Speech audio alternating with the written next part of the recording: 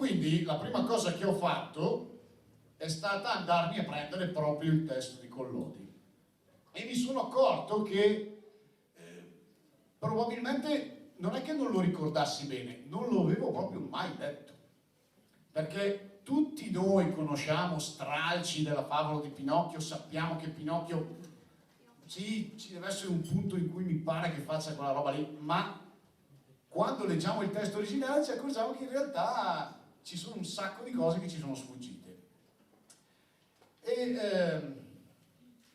Allora, per esempio, la prima cosa che va notata è che il testo di Collodi è del 1883 e questa cosa vedremo che a tratti ha la sua importanza, perché la collocazione storica ci permette innanzitutto di capire meglio perché succedono quelle cose nella fiaba di Pinocchio, ma ci consente anche di fare dei paralleli con la realtà che sono interessanti. Adesso la sto mettendo giù molto pesante, vedo che avete delle facce della serie così, la siesta, non vi preoccupate che poi cambio registro, devo partire così un po' largo, c'è il jazz, insomma.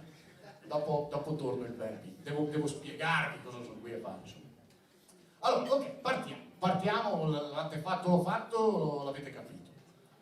Partiamo proprio da questa fiaba di Pinocchio che sono andato a riprendermi, una lettura interessante, molto variegata. Già dall'inizio, per esempio, c'è una cosa che io non sapevo, non ricordavo, magari voi siete più pinocchiosi di me, io non la sapevo. Per esempio, pinocchiosi con la N, non pinocchiosi. Se vi dovessi chiedere come comincia la fiaba di Pinocchio? Sì, ok, c'era una volta va bene, ok. Ma se voi immaginate Pinocchio rappresentato a teatro, si apre il sipario e prima che di cos'è? Gioco di legno! Geppetto, no. Il primo personaggio di Pinocchio non è Geppetto e io ero troppo convinto che era Geppetto. C'è Geppetto che fa su Pinocchio. No! Mastro Ciliegia. Mastro Ciliegia, che io nella mia infinita ignoranza sono stato convinto per anni che fosse addirittura un altro nome di Geppetto. No! Mastro Ciliegia chi è? È un collega falegname di Geppetto.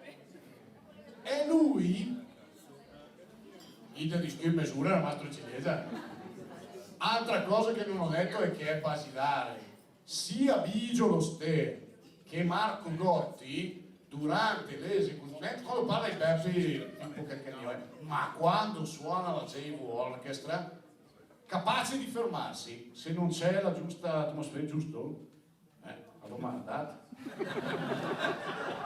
Nessuno oserebbe proferire. Lo dico perché per esempio qui davanti ce n'è uno soprattutto, famoso perché insomma lui fondamentalmente il film è Biff. Dobbiamo fargli capire che insomma stasera, la sera è Fandalapa.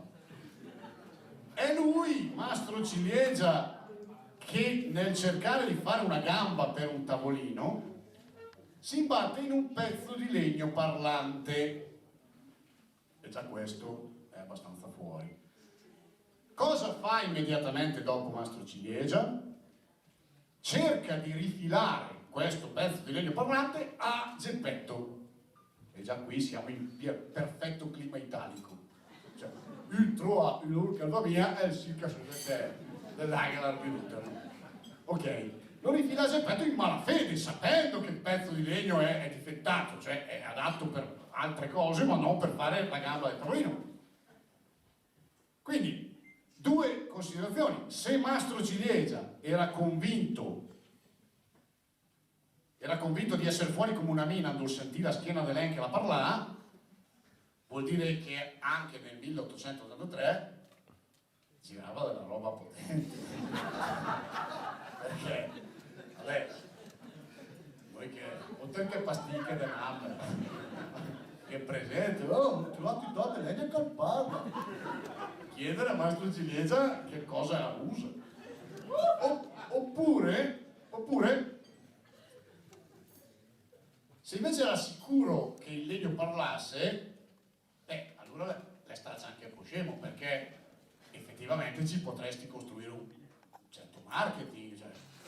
Strue, se dovrebbe dare una schiena per il camino e la parla, magari chiamo quelli di verissimo, comunque, cioè, biecamente cerco di farci dei soldi, no? Mastro Ciliegia invece è italiano, quando c'è qualcosa che può far fare i soldi pensa bene di venderlo. E allora, eh sì, in Italia è così, quando abbiamo qualcosa che diventa di valore se ne va all'estero, come i cervelli, come le opere d'arte, ok. Mastro Ciliegia e Geppetto all'inizio si azzuffano, inquietante questo canone, si azzuffano perché Geppetto si sente chiamare Polendina, che è un po' come Polentina. E io qui ho capito perché probabilmente a Marco Gotti è venuto in mente di chiamare il Beppi come narratore, perché è rimasto il Beppi con la parrucca bionda, no? Quando avevo effettivamente potevo un po' essere anch'io geppettoso. Sono rimasti fermi al 2005 quando appunto avevo una parrucca bionda.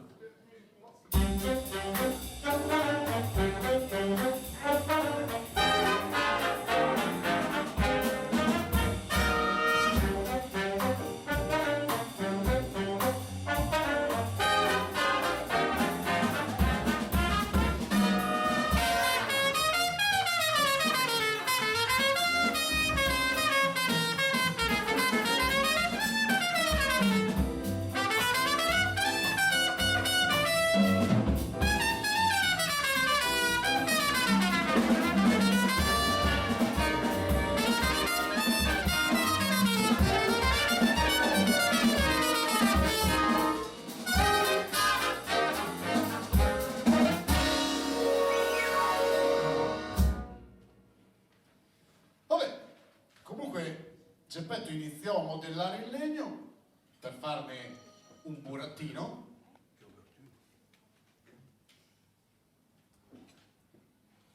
Fa sì, tu l'hai il cellulare,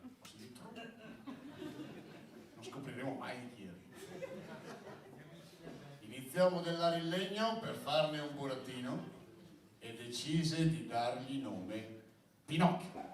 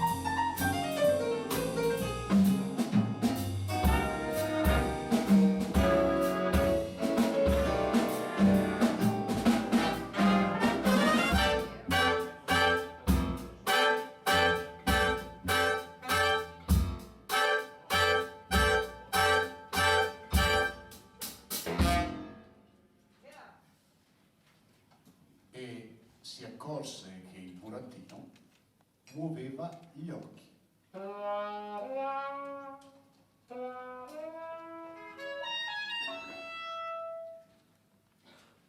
Gli modellava il naso, ma il naso sempre si allungava.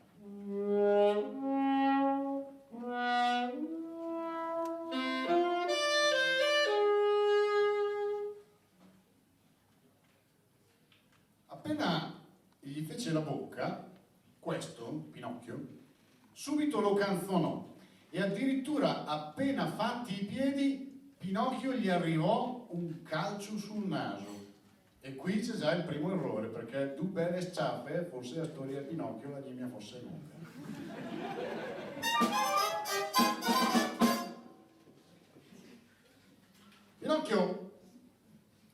chiuse l'uscio di casa e scappò via sbaccanando per la strada con i piedi di legno. Geppetto lo inseguiva e gridava alla gente: piglialo, piglialo! E la gente, allora come oggi, se ne fregava alla grande. E vedendo anzi quel nasone lungo lungo rispondeva: oh certo, piglialo, fa per te.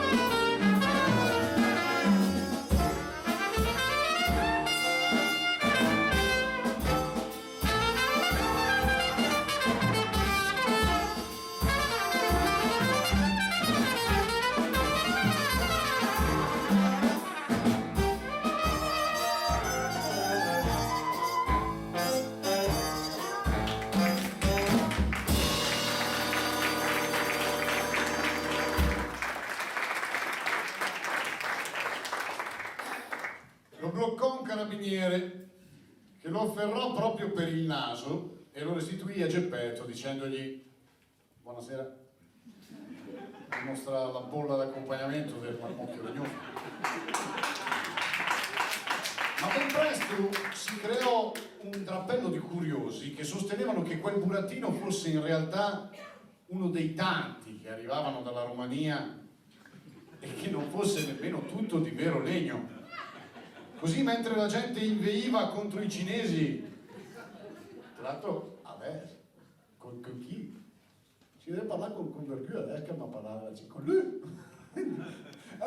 Si deve parlare di cinese, no? Te diotte.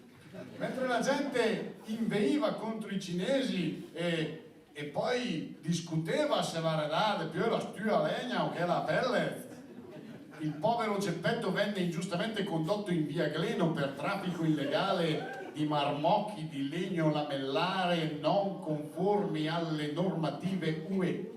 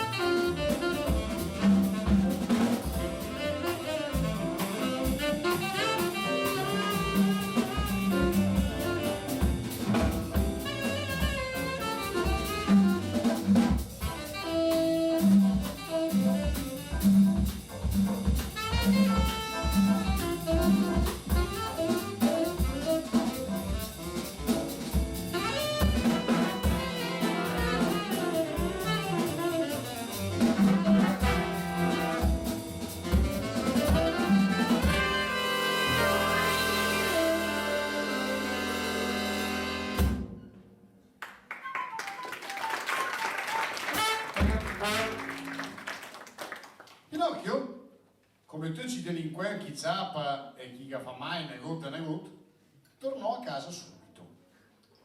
Qui trovò il grillo parlante che gli disse: povero grullerello, ma non sai che facendo così diventerai da grande un bellissimo somaro e che tutti si piglieranno gioco di te? E Pinocchio rispose: Ma il Grillo continuò: e se non ti garba di andare a scuola? O crapa da lei? Perché non impari almeno un mestiere, tanto da guadagnarti onestamente un pezzo di pane?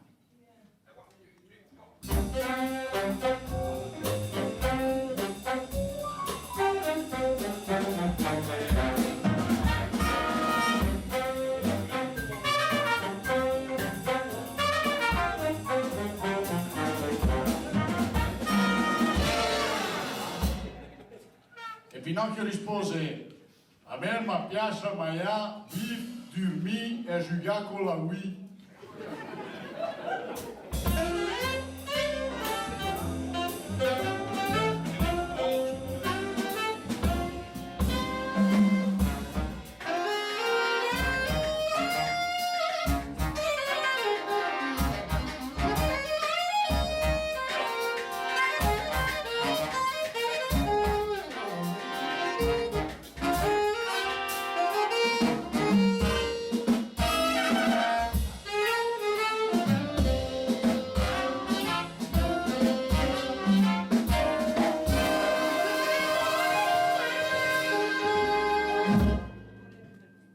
E detto questo, Pinocchio tirò un martello al Grillo e lo prese in pieno.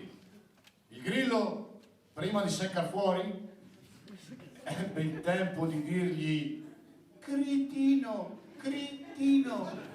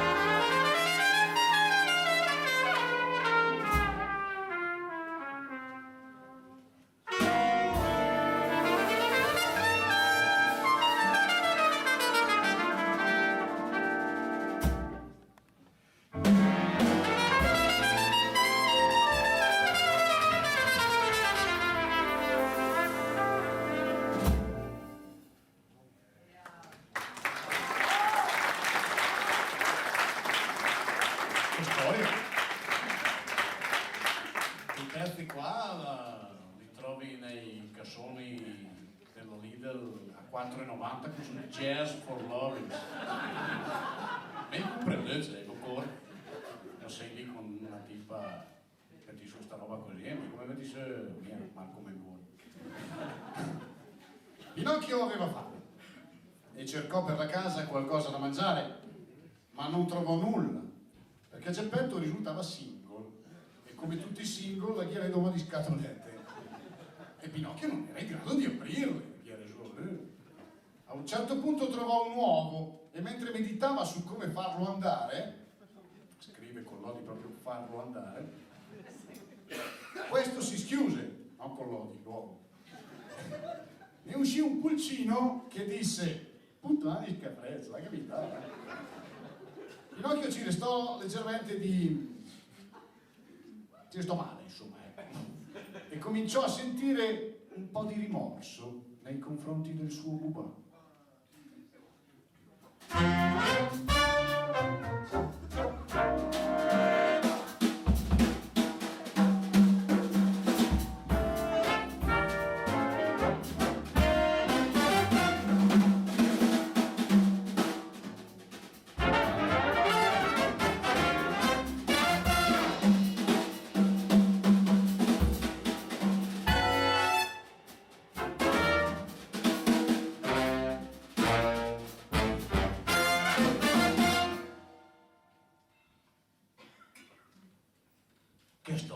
batteria lì che la fanno su a palazzano. Suona anche bene, cioè non so se magari sei tu che sei bravo, però suona. Pinocchio non ci stava più dentro dalla fame e allora, anche se era una notte buia e tempestosa, andò fino in paese dove suonò a un campanello. Una voce rispose: "C'è sulla da vivo, testimoni di Geova non suonate! E allora sulla da fa, oh imbecille!" E Pinocchio rispose: "Che testimoni di Geova? C'ho fame." Il vecchietto disse: "Sì, c'ho fame, come i strole che sulla verghe. Mangi con cartello, c'ho fame, dopo che la Mercedes ha 70.000 euro." E gli rovesciò in testa un secchio d'acqua con dentro il lisoform. Cacca di era preso, chi ha il lisoform ha trovato il lisoform. Pinocchio, scrive Collodi, tornò a casa bagnato come un pulcino e rifinito dalla stanchezza e dalla fame. E perché non aveva più la forza di reggersi ritto, si pose a sedere, appoggiando i piedi fradici e impillaccherati. Regalo il sax di Marco Gotti a chi mi dice cosa vuol dire impillaccherato. Sì, vabbè, Isabella, a te non fa testo, però, cioè, impillaccherato, lui, vabbè, non calcolavo che c'era una fiorentana nel pensai che sia Roma non per... Vabbè, fatta, sì, vuol dire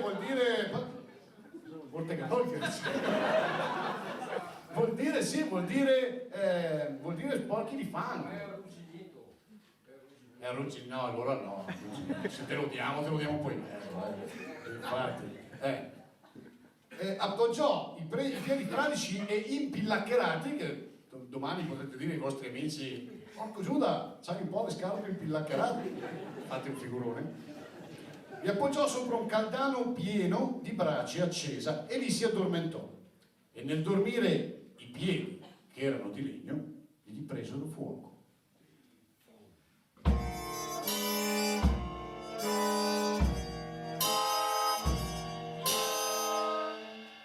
E adagio si carbonizzarono e diventarono cenere.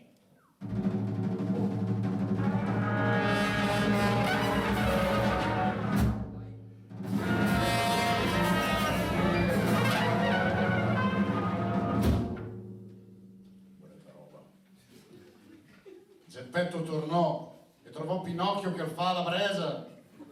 "Papà, ho fame! Ho fame!" Per far capacito gli diede 3 pere, nel senso un po' per dire. Frutto. La bregia le volle sbucciate.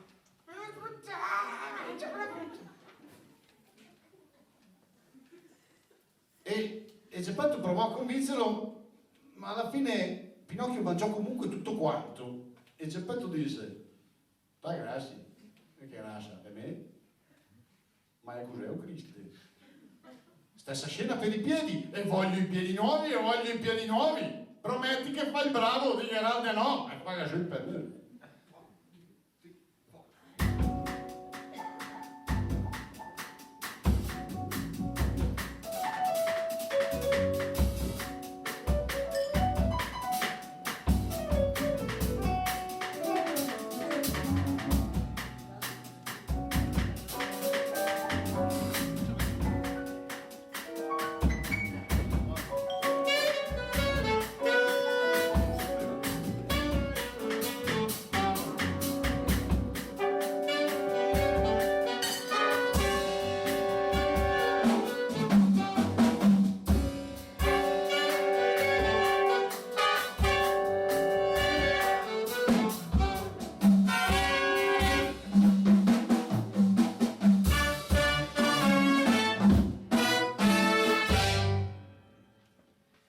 Pinocchio si fece fare un bel vestito di carta per andare a scuola.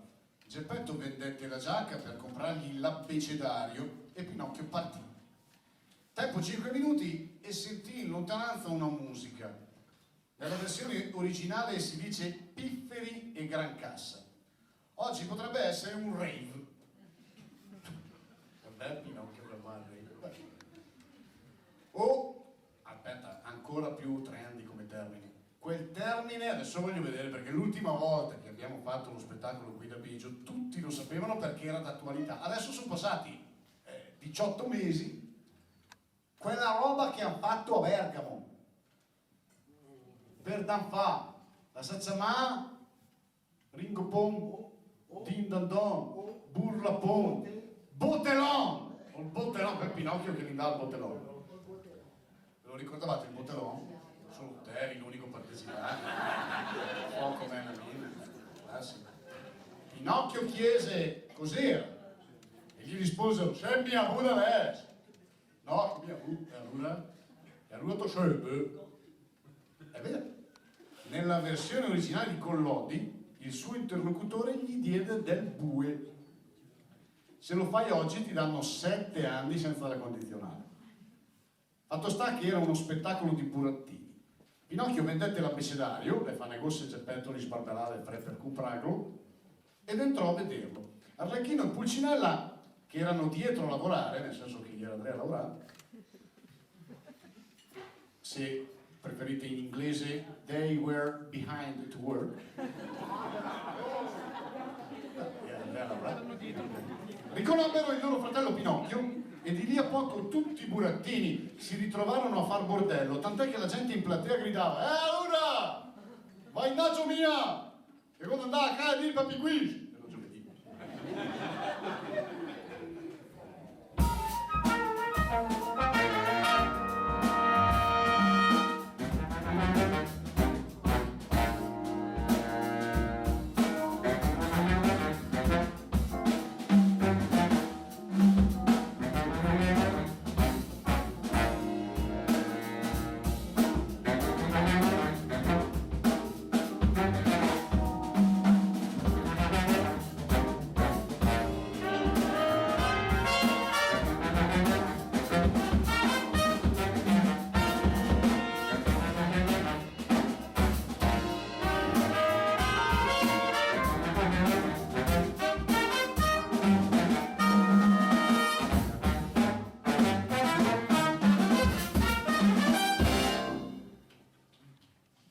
A un certo punto uscì il burattinaio Mangiafuoco, che tra parentesi è uguale al tipo che organizza i concerti alla festa del PD di Seriate. Lui lo conosci in Rota, Rota è un po' il Mangiafuoco, Daniele Rota, il Mangiafuoco, loro lo conoscono, un omone alto, grosso, con una barba lunga, che disse: "Adesso basta, non ho capito,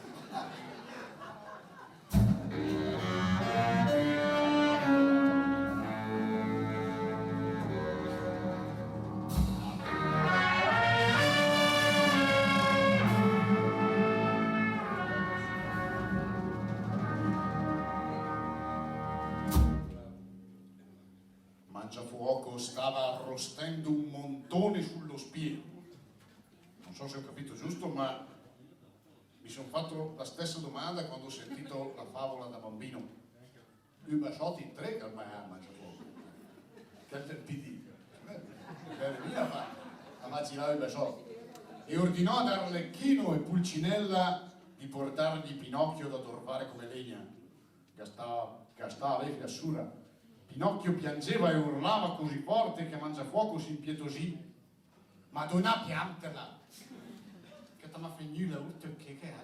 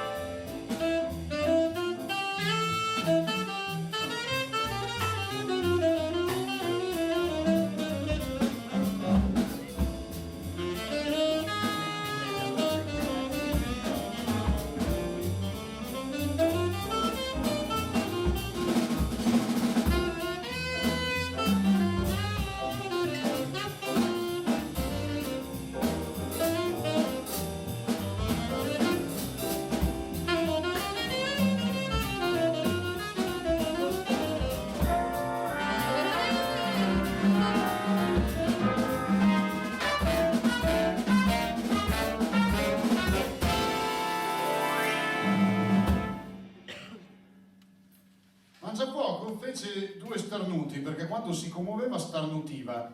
Salute, disse Pinocchio. Grazie. E il papà e la mamma come stanno? Papà bene, ma la mamma non l'ho mai conosciuta. A chi conosce la barzelletta? Perché Pinocchio non ha la mamma?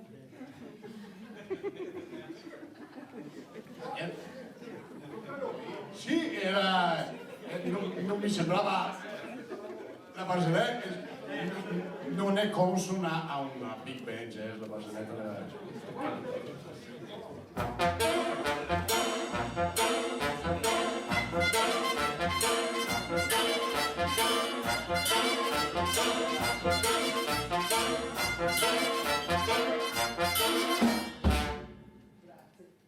Ciò che poi siamo lì. Mangia poco, però voleva arrostire il suo montone e ordinò ai gendarmi di legno di portargli Arlecchino perché aveva baci e bracci e tutto il resto. Ma Arcu, al chi ha più definì, sul fuoc, a fa il top de schiena al cammin. Arlecchino, dalla paura, palò in terra.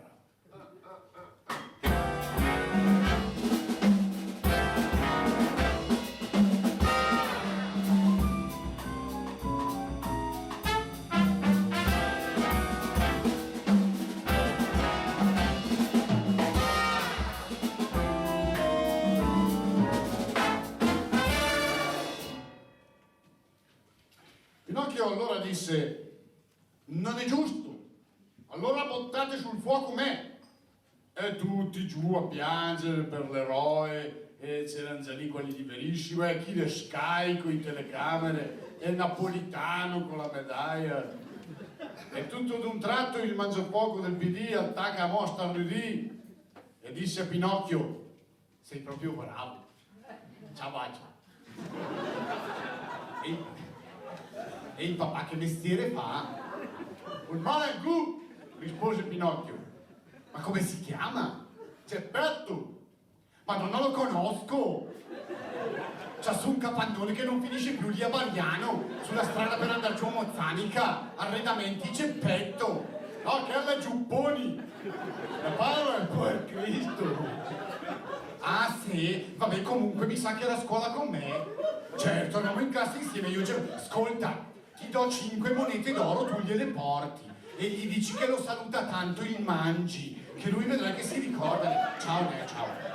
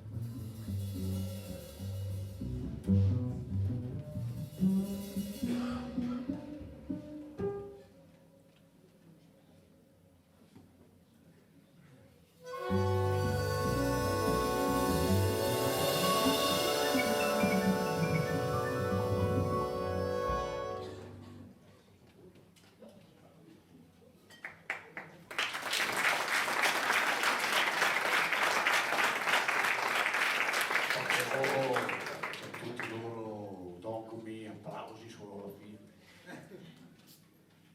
Frega i dogmi, insomma, dai. No, vedrà, piccai, ma sai che è piccai, ma piccai, ma.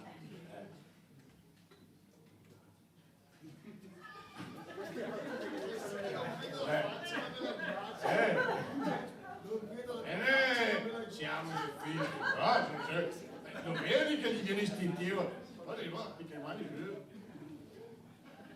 Pinocchio brancò su le monete e fece per portarli a Geppetto, ma dietro la via, aspetta prima, nel senso della via, incontrò un gatto che parea cieco, ma piace cieco.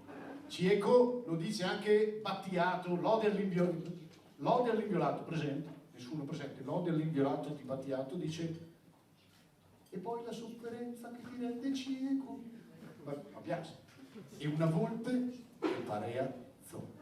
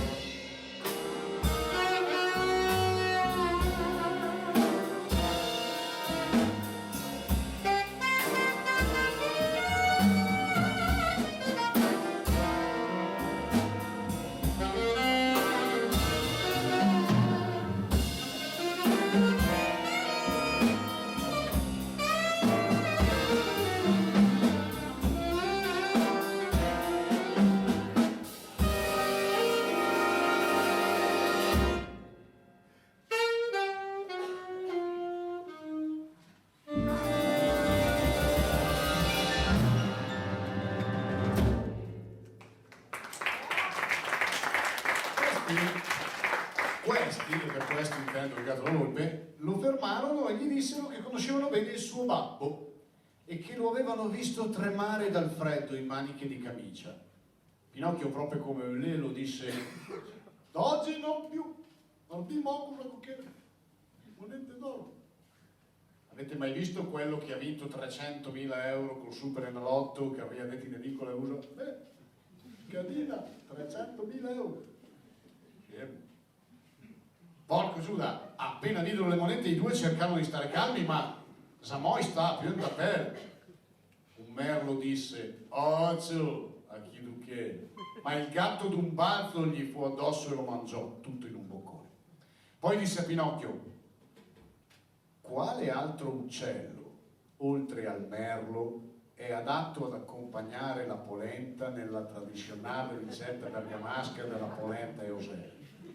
A, la tortola, B, il gufo, C, il tordo, D, lo pterosauro gigante. Pinocchio disse, lo saprò leggendo l'Abbecedario. Il gatto e la volpe dissero, la per l'Abbecedario, che tra l'altro talento di quanto. Piuttosto ti insegniamo a moltiplicare le tue monete. Tu ci dai i tuoi 5 zecchini e noi li investiamo in un fondo che si chiama Paese dei Barbagianni e che a seconda della tua scelta sarà costituito da un tot per cento di azioni e da un tot per cento di obbligazioni. Tu lasci a noi 20 anni questi soldi, poi potrai decidere se investirli di nuovo oppure ritirare il capitale che nel frattempo si sarà come minimo quintuplicato. Nel frattempo noi cambiamo 4 volte la Porsche, falliamo 2 o 3 volte, cambiamo l'assetto della società, bene, una firma qui, una qui, grazie, oggi.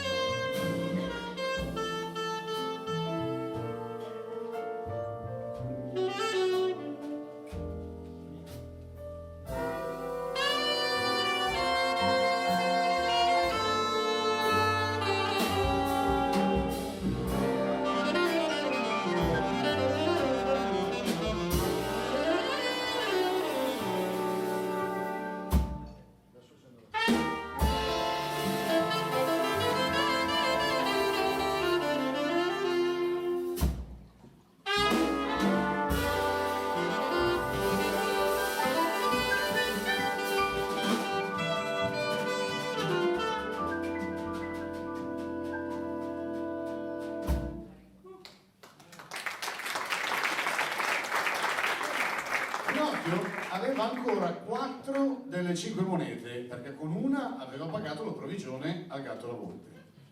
Ma il gatto e la volpe volevano affibbiargli anche una bella polizza contro l'infortunio, una contro la malattia e una per l'RC dello scooter. Pinocchio si ribellò e loro gli mandarono un'ingiunzione di pagamento che una volta disattesa... Dove è l'avvocato? No, ci hai pensato te. Una volta disattesa venne punita con l'impiccagione. Impiccano Pinocchio con una corda d'oro, è un privilegio raro.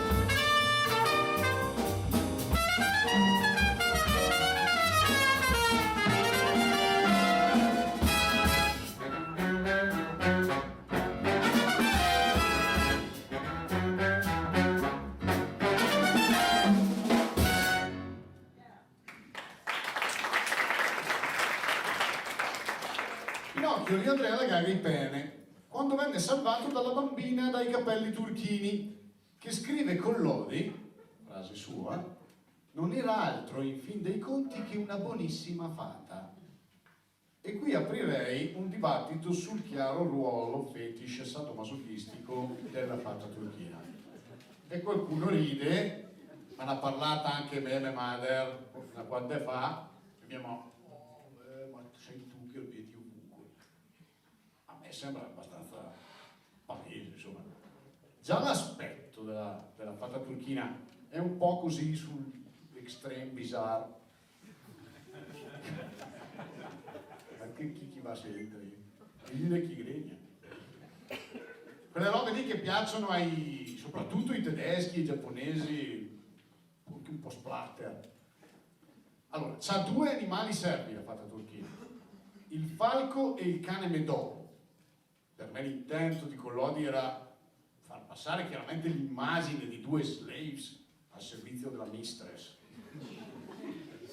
Uno dei quali, scrive Collodi, ditemi se sbaglio, camminava ritto sulle gambe di dietro, tale e quale come se fosse un uomo.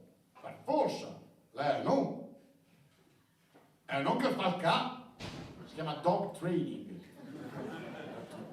Tutti i feticisti che sanno cos'è il dog training. Quei giochetti che si vedono nei filmetti tipo su internet, li trovate alla voce amateur, che gli è sempre detto mister, che nessuno come mai, ma gli ha sempre l'accento de Varese, de Bilaghi, parla di te stessa, sti mistress. Chi è la tua padrona? E lei è la mia padrona. Abbaia, ripeti, sono una merdaccia. Sono una merdaccia, padrona. Chi è la tua unica idea? Chi è la tua unica fata? Rispondi, inetto. C'è gente che paga soldi per farsi insultare, 300 euro per far stare l'inetto. E lo schiavo è sempre Marterot col perizoma de pel nigra o il riporto a Bogetta. Siete voi la mia divina padrona, fatta dai capelli turchini.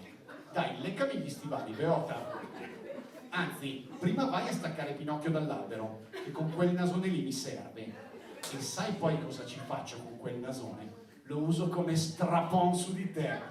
Sei contento, schiavo? Rispondi. Sì, padrona. Vado a staccare Pinocchio dall'albero, padrona.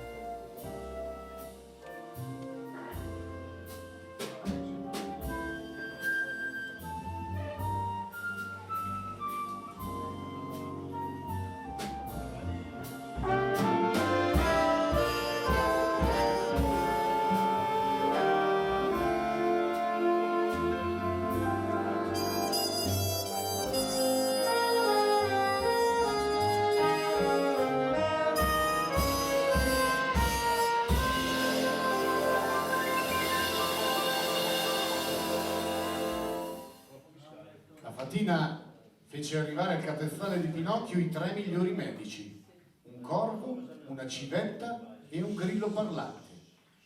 Il primo ordinò una risonanza da fare, però giù da lui, perché chiudere mi ha avuto fala, dopo i risultati non sono attendibili, mi rifala, allora tanto vale spendere i soldi, una volta sola va bene.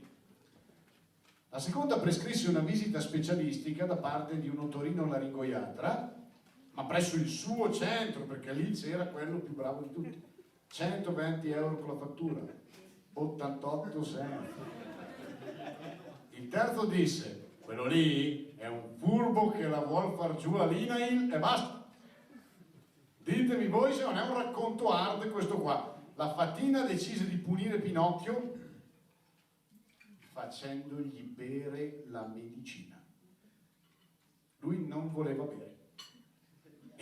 E allora lei gli mise la pallina di zucchero in bocca. In questa mochico. Beh, se non siete avversi. Palline di zucchero in bocca. Non so come si chiamino in gergo, come si chiamano le palline. Vai che tu hai l'abbonamento, le compri le internet. E lo immobilizzò, facendo entrare nella stanza 4 conigli. Con l'odi, 4 conigli. Non so se avete presente le caratteristiche del coniglio. A quel punto Pinocchio si decise e beve la medicina. È provato.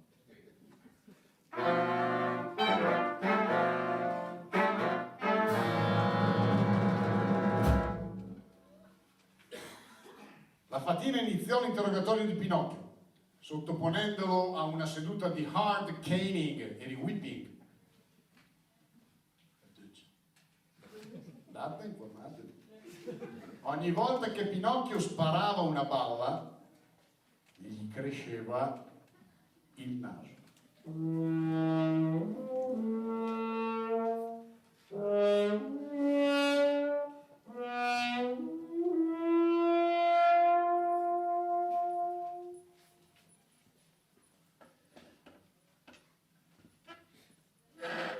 Sentitevi liberi.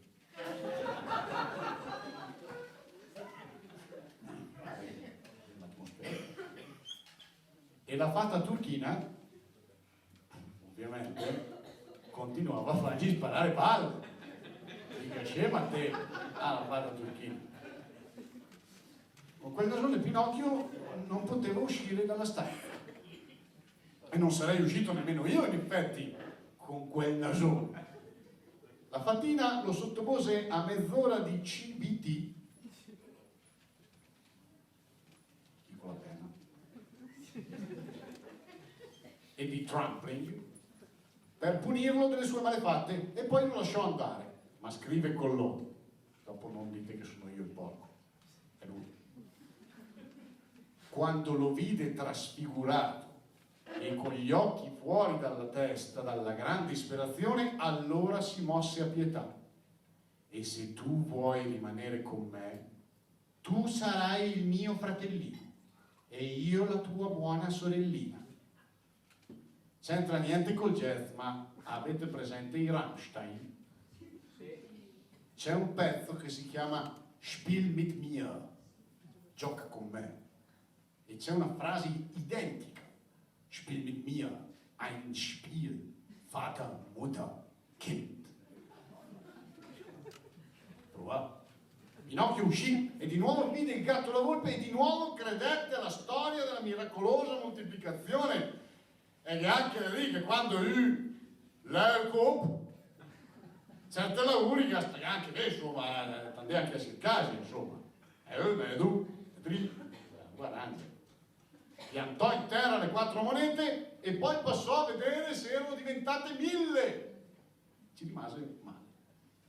Andò in tribunale a denunziare il fatto e dopo aver sentito tutto per filo e per segno il giudice lo mandò in galera. Non si sa perché, ma in Italia funzionava così nel 1883 e ancora oggi è così. E lo dico senza ironia, perché mi sa che la pensava così anche Collodi. Così si conclude il capitolo. L'imperatore concede l'amnistia. Se escono di prigione gli altri, voglio uscire anch'io, disse Pinocchio al carceriere. voi no, rispose il carceriere, perché voi non siete del bel numero. Domando, scusa, replicò Pinocchio, sono un malandrino anch'io. In questo caso avete 1000 ragioni, disse il carceriere, e levandosi il berretto rispettosamente e salutandolo, gli aprì le porte della prigione e lo lasciò scappare. Pinocchio fuggì su per le località Pret e Masù, prese il sentiero sotto la Santellina, che è la Schöngrom, fino alla cappellina degli Alpini di Fino. Dopodiché tagliò fuori per il sentiero dell'Alto Serio, tutto palcioso, anzi tutto impillaccherato, e sbucò sulla carrozzabile bitumata che è la Passation Bleu. Ma appena passato il primo ratù, chi presenta il primo ratù che è appena passato il primo ratù, anziché proseguire dritto che ga signor di Ro, svoltò a destra, arrivando dopo una salita in un'ampia conca verde dove stavano appoggiate 7 splendide casupole, che i 6 sorelle. E dentro ognuna di queste casupole c'era un piccolo tavolino e un piccolo lettino. No, perché era un'altra fiamma questa. Comunque le stesse, ecco, arrivò in queste 7 piccole casupole.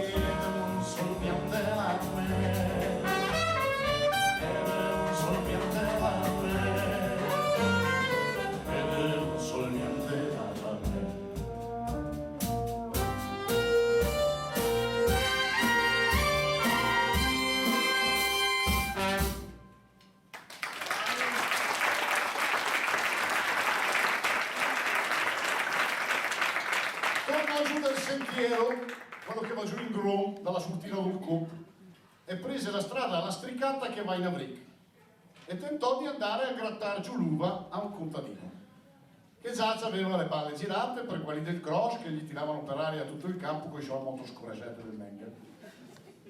Ma rimase imprigionato in una tagliola. Il marrano, che vuol dire lavoratore della terra, non necessariamente ignoratuso, lo prese e gli disse: tu saprai un attimo, un reservina, Maria me che chiacchiera più. E lo mise al posto del cane da guardia, cane che era seccato fuori di recente. Nella notte arrivarono le temibili faine che gli dissero: noi verremo una volta alla settimana, come per il passato già facevo, a visitare di notte questo pollaio e porteremo via 8 gallini. Di queste galline 7 ne mangeremo noi. E una la daremo a te, a condizione, si intende bene, che tu faccia finta di dormire e non ti venga mai destro da abbaiare, di svegliare il contadino. Pinocchio finse di accettare e invece le fregò tutte. Il contadino lo liberò in segno di gratitudine e lui si fiondò dalla fata turchina per un'altra sessione con spontanea donazione di euro 200 ogni ora, 400 3 ore, 2000 l'intero weekend. Ma la fatina era morta di dolore per essere stata abbandonata da Pinocchio e anche il sito www.herring.dunkelblauenharen.de dava error in application. Ma venne un colombo a cercarlo e Pinocchio gli montò in groppa perché lo portasse da Geppetto, che stava a 1000 chilometri di distanza e s'apprestava a varcare l'oceano in cerca di Pinocchio con una barchetta costruita da sé. Il colombo, alzatosi in volo, disse: darvi il benvenuto a bordo, ricordiamo che su questo colombo non è consentito fumare e tra poco potrete degustare uno squisito caffè oppure un cremoso cappuccino.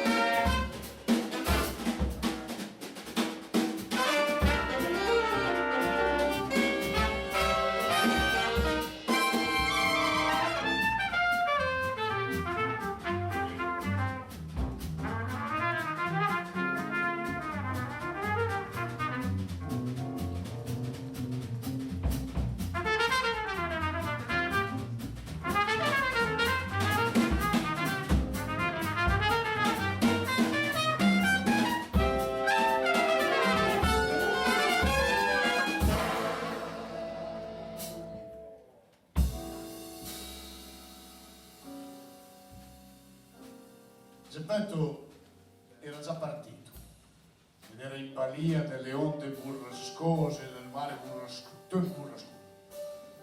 Lanciò un SOS, ma gli risposero che lì a Inghete è l'Indapò, che tanto al centro dell'accoglienza e a Smoppie Mars.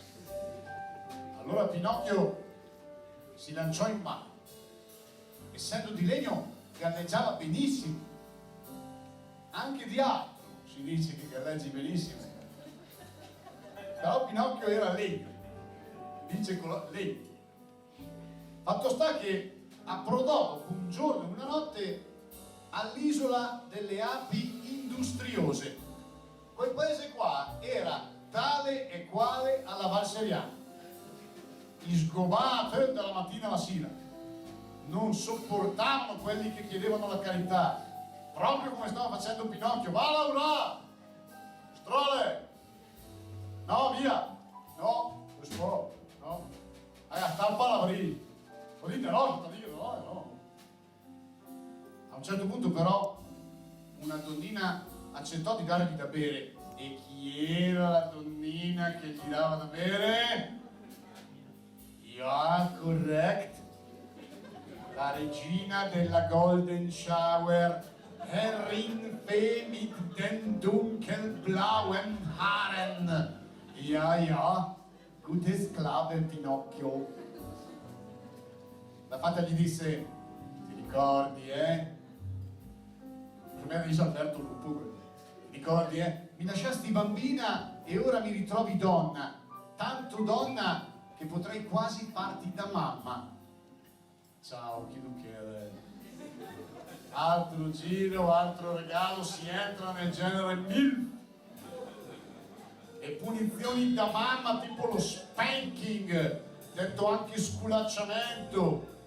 Infatti rispose Pinocchio, e io lo caro di molto, perché così invece di sorellina vi chiamerò la mia mamma. Gli è tanto tempo che mi struggo di avere una mamma come tutti gli altri ragazzi. Io pagherei, se trovate un sito web che con due che parlano così, indicatemelo. Pagherei per vedere un film hard con uno che dice all'altro gli è tanto tempo che mi struggo. O perché, oh yes, come on.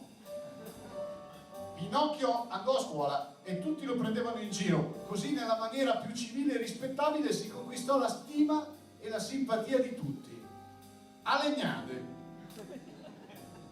Qui c'è uno dei passaggi più politici dell'intera favola. I compagni discoli, con una scusa, fecero saltare a Pinocchio la lezione e gli rimproverarono d'essere stato troppo bravo, facendo necessariamente passare per discoli loro. Ste storie qua succedevano anche quando io facevo il liceo e sono esattamente quelle che per esempio provocano le risse fuori dai cancelli delle fabbriche quando c'è sciopero. E quindi ne vinco un'estrazione non proprio da compagnone di Collodi. Ah, frase, secondo me è l'1%, ma è l'1%. Pinocchio fu arrestato per aver spaccato la testa a un compagno, ma non era stato lui. Otter. I tre chi lo hanno preso, ma lui che era scappato. I carabinieri gli lanciarono dietro un grosso cane mastino. Io adoro i cani, però quando sono così viscidi servi, i mai infine ai nudi. La gente corse di qua e di là curiosa e tirò su un polverone tale che scomparve tutto. In realtà i due finirono in mare e il cane Alidoro, del condoro i fedesi non di cade colore, non sapeva nuotare. Pinocchio lo salvò. Il cane gli promise riconoscenza e il burattino proseguì la nuotata. Ma finì nella rete di un pescatore che, dice Collodi, aveva sulla testa un cespuglio foltissimo di erba verde. Verde era la pelle del suo corpo, verdi erano gli occhi, verde era la barba lunghissima. Una specie di Renzo Bossi d'Ec. Pinocchio stava per essere fritto in padella quando a salvarlo arrivò proprio il cane Alidoro, che si inventò una furbata non da tutti. Invece che Alidoro, disse di chiamarsi Arpadoro. Arpador dei fatici perché unta dal salice bene.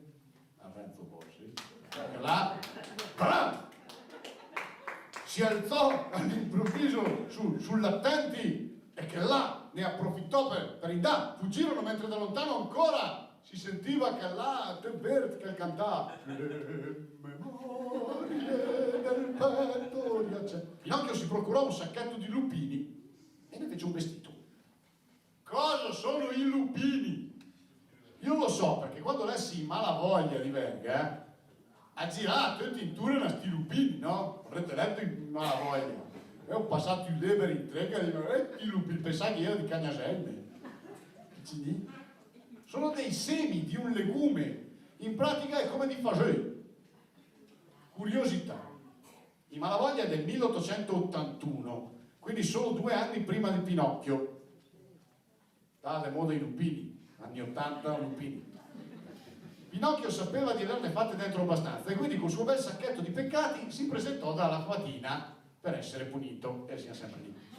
citofonò al campanello Mistress Blau e porco diavolo, e probabilmente sotto l'effetto dei lupini, che contengono un alcaloide potente, ho scoperto, trattò male la lumaca purtinera, che gli rispose: disgraziato, ti giù anche Pietruga. La fata lo legò alla croce di Sant'Andrea, che è insieme.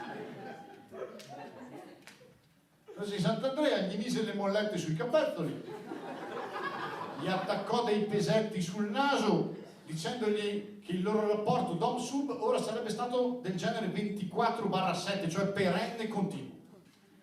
Pinocchio però era così felice che agli esami risultò il migliore, e la fata gli disse che il giorno dopo sarebbe diventato un uomo. Ma Pinocchio si imbatté nel più svogliato dei suoi compagni di scuola. Non è vero, cari amici, che Collodi aveva in antipatia i leghisti perché li aveva fatti brutti e verdi? Come chiama il più nulla facente dei nulla facenti? Come si chiama Lucignolo veramente? Romeo. Voleva chiamarlo Romano, ma ricevette una telefonata da Alberto Fortis che gli disse: raga, per amor di Dio, allora va bene, ora dobbiamo più gare. Romeo aveva però uno scotè che lo renderà negli anni famoso. E qui entra in ballo il nostro secondo nome di destini incrociati: Lucignolo.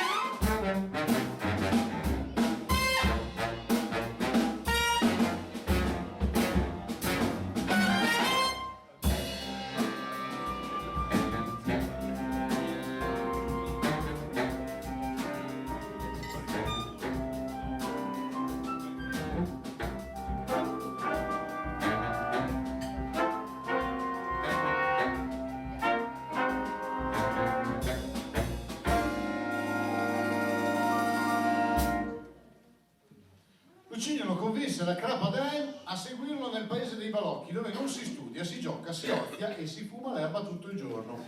Ma che laguna! Dopo 5 mesi come di mine, una mattina Pinocchio s'alzò e si accorse che gli stavano crescendo le orecchie d'asino. Qui nell'originale c'è la seconda parola che usifica il vocabolare, la prima lì impillaccherà. La marmottina dice a Pinocchio: che cos'hai, mio caro Casigliano? Laureati, cos'è un Casigliano? Cioè, gna u, te bigio lo stesso alle mie u che sangue. Uno l'ha detto, chi l'ha detto? Io. Chi? Qua in fondo. Cos'è? Dovrebbe essere un po' di spagnolo come Casigliano, Castigliano, cosa che arriva. Mica sulla. Si sentiva la mancanza di questo intervento, Coinquilino vuole dire Casigliano. Quindi, la prossima volta che uscite sul pianerottolo, buonasera, caro Casigliano. Per questa volta, vabbè, sta notizia va a pagare voi, però non dite che Berti non ha a cuore la cultura. Pinocchio e Lucignolo diventarono 2 ciuchini e furono venduti al mercato. A Pinocchio toccò di lavorare in un circo a paglia e frustate. C'era abituato alle frustate, ma non dandogliela fatta, era messa sta roba. Durante uno spettacolo s'azzoppò e il padrone lo rivendette a uno che ne voleva ricavare la pelle di un tamburo. Disse le faccia sulle del Pinocchio. molto, molto pinocchiosa la pelle del tamburo. Tu, cioè, allora, chi è che butta che... Ah sì, quello della pelle del tamburo lo buttò a mare con un macigno perché morisse affogato. I batteristi crudeli di loro, porco cane, sadici. Ma Pinocchio venne divorato dai pesci che lo fecero tornare burattino. Pinocchio fuggì di nuovo via mare e mentre mostrava il dito medio, che è il del tamburo, taga torta Pinocchio, venne raggiunto da un orribile, enorme pesce cane che tutto d'un fiato lo inghiottì.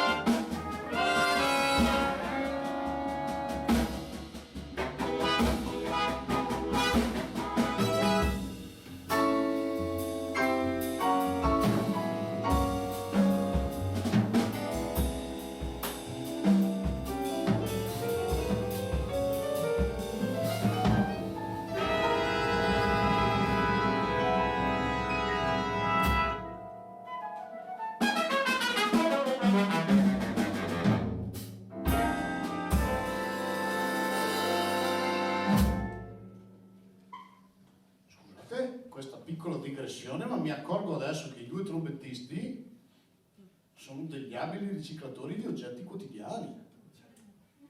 Adorba come lui la urda da fandasolà quando la vello. Vabbè, ma se è proprio che e lui scatolì degli occa. Posso? È scatolì degli occa questo. Incredibile come sappiate tirare fuori del jazz. C'è anche il fornodino per andare nel cardice. Ah, sì? Ma pensa che storia. Una volta dentro il pescecane, Pinocchio incontrò un tonno. Sono già un pelo sopra le righe. Una volta dentro il pescecane, Pinocchio incontrò un tonno che non pareva aver molta voglia di salvarsi. Bei crepachecche di scatolette, diceva. Allora il burattino cercò l'uscita da solo e cammina, arrivò a una tavola imbandita rischiarata da una candela. E chi c'era a quella tavola? A. Giuseppe Cruciani e David Parenzo della zanzara di Radio 24. B. La fatta turchina con gli stivali sopra il ginocchio che gli diceva "Bad boy, you're really been a bad boy". C. Il buon Geppetto. Sì, ci trattava proprio lui.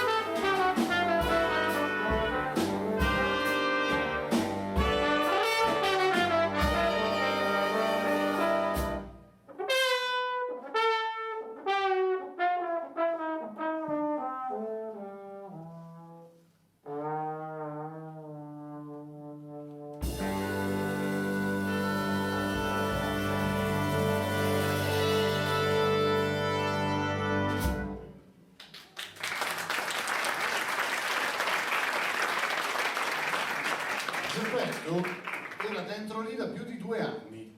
Si era salvato grazie alle provviste che il pesce cane aveva inghiottito insieme a un bastimento. 2 parentesi. Perché alcune versioni riportano balena invece di pesce cane? Collodi dice, e qui è abbastanza oscuro, dice che il pesce è lungo più di 1 chilometro. La balena deve essere grande. Balenottera azzurra 30 metri, ma da 30 metri al chilometro che non passa. Cosa può essere quel pescione? Lo Stato? La pressione fiscale? Un pescione. Seconda cosa, perché taluni scrivono che Pinocchio e Geppetto fuggono in groppa al tonno? No, è Pinocchio a portare Geppetto sulle spalle, approfittando del fatto che il pescecane dorme con la bocca aperta. I pescecani in realtà non dormono nel vero senso della parola, pare che alcuni possano dormire, ma gli altri in qualche modo dormono ma non stando fermi. Metà del loro cervello rimane vigile, così fa la balena. Fatto sta che i 2 fuggirono dalla bocca del pescecane e solo dopo che Pinocchio stava schiattando dalla fatica arrivò in loro aiuto il tonno. Costui si era lasciato tentare dall'esempio di Pinocchio ed era fuggito come loro. Fu così che i 2 gli saltarono in groppa e vram! D'un colpo furono sulla spiaggia. Il pescecane li rincorse, ma non li raggiunse mai. Sapete perché? Perché quello era il tonno insuperabile.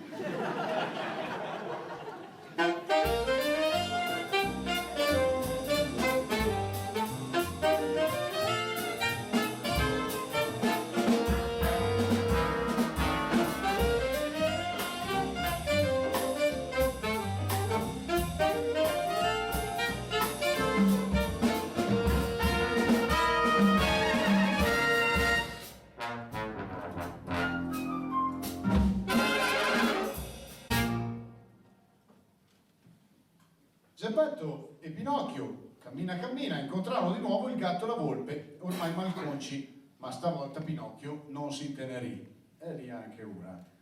Arrivarono a una capanna che era abitata dal grillo parlante, incontrato parecchio tempo fa. Il grillo disse: che a mo' che andava a matare? E Pinocchio rispose: vabbè, dai, si scherza, che carattere. Il grillo lo perdonò. E Geppetto andò a cercare del latte per il suo babbo. L'ortolano, visto che Pinocchio non aveva soldi, lo mise lì a tirar su 100 secchi dal pozzo e gli disse che quel lavoro lo aveva fatto fino ad allora l'ormai morente ciuchino Lucignolo. Povero Lucignolo.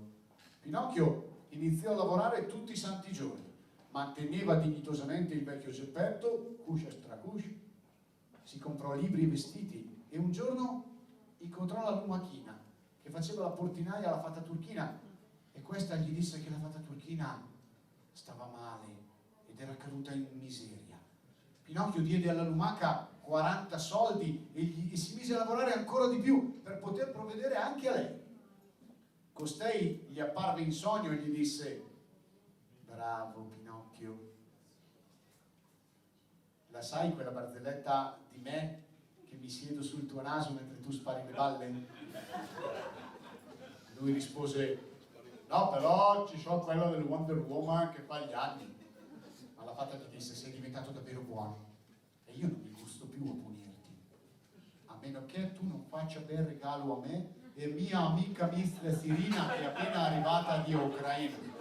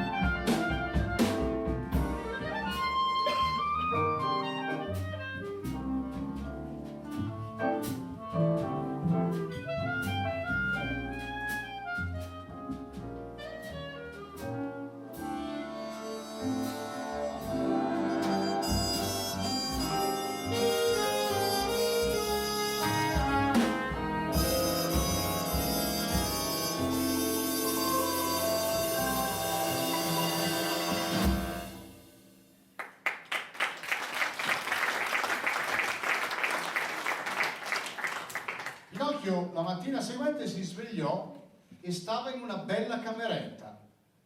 Mise le mani in tasca e trovò il regalo della fatina, 40 zecchini d'oro. Geppetto era di nuovo sano e lui non era più un burattino, ma un bel ragazzino castano. Vide su una mensola il Pinocchio di legno, ormai inanimato. Aprì le persiane e orde di femmine assatanate si assiepavano davanti al cancello. Vera chi sveniva, chi mostrava un cartello con scritto sposami e altri urlavano fammelo te, fammi un Pinocchio tipo da gruppi. Se ce n'è il Dario Argento, fammi un Pinocchio da gruppi, da tipo proprio tipo una Carcapiaschi, né da X Factor. Pinocchio! Tipo vabbè, insomma. Lui capì che doveva andare a X Factor e quando Morgan gli disse cosa ci fai sentire? Per un attimo gli parve di rivedere la fata turchina, ma subito si ricompose e attaccò una bellissima canzone.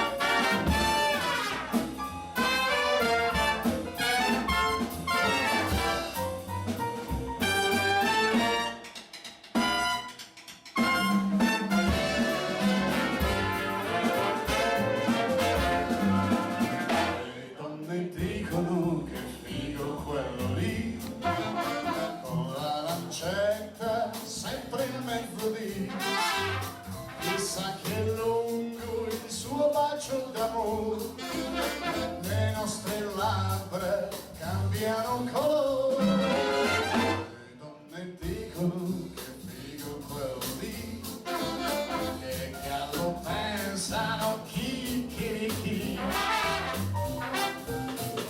Come gonfio quel borsello, chissà che agenda, che pennarello.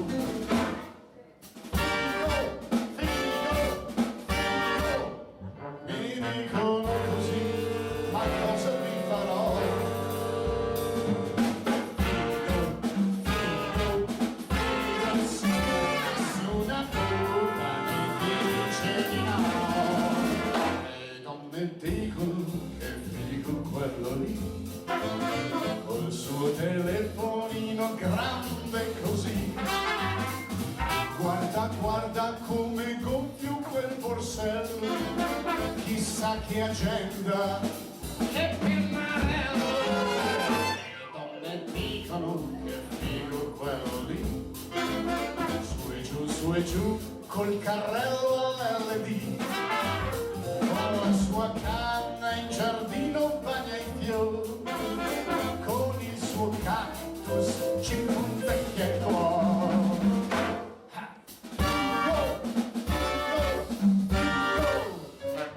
Mi dicono così, ma cosa vi farò?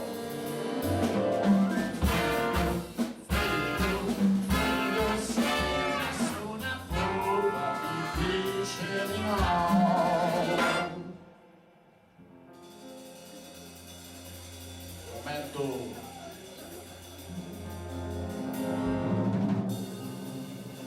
Le donne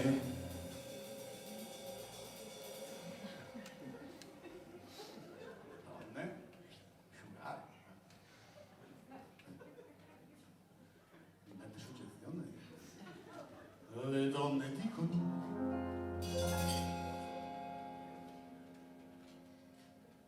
che stratocco di gnocco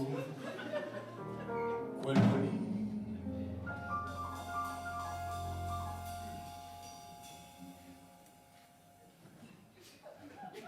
Ma ce li hai segnati proprio tutti. Cioè che spunti, poi... Stato così, batte le ali, il cuore come il colibrì.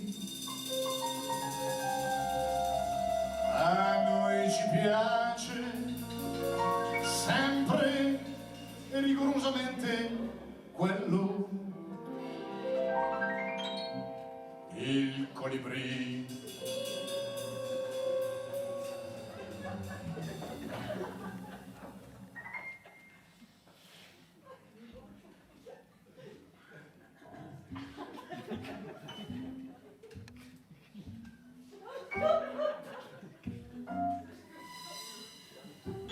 Colibrì.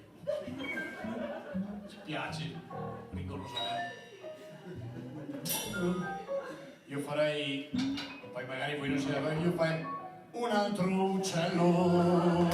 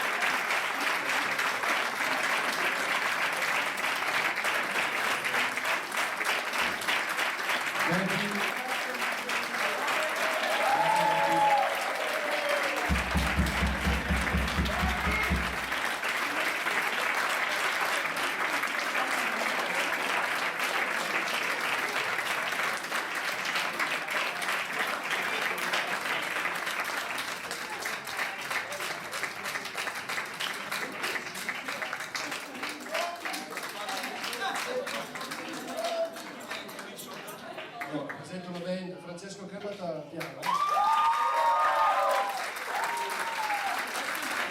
Sandro Massaffa al controbasso. Stefano Berto alla batteria.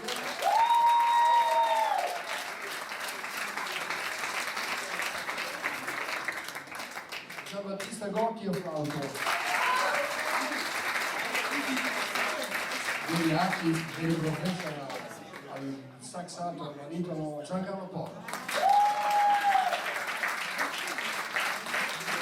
E noi qualche volta riusciamo a fare dei concerti in giro così, in provincia e in Alta Italia, in merito anche del nipote. Al trombone abbiamo Carlo Napolitano.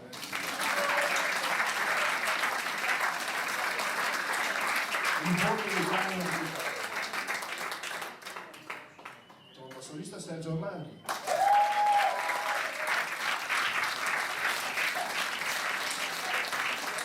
Prima prova al nostro capo Umberto Marcandani.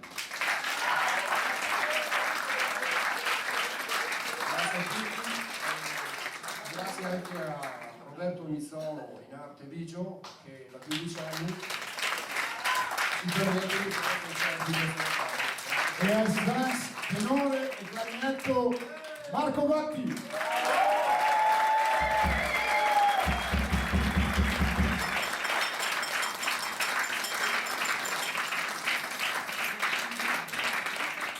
Ma sì, ma che aspetta a me fare l'imbonitore?